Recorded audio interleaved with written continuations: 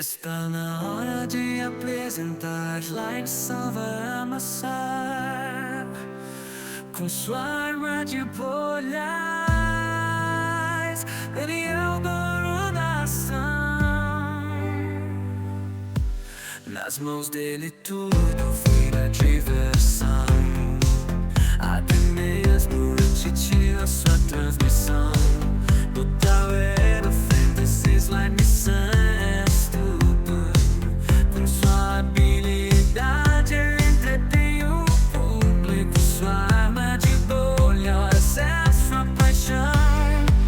Ele cria confusão, é pura diversão. E quando o Tite começa a transmitir, Slimesan não consegue resistir com sua arma de bolhas.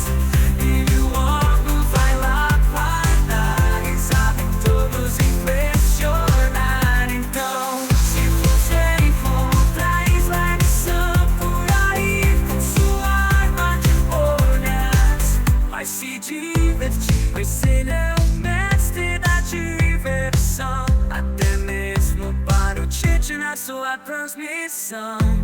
O Tower of Fantasy, Slimesan.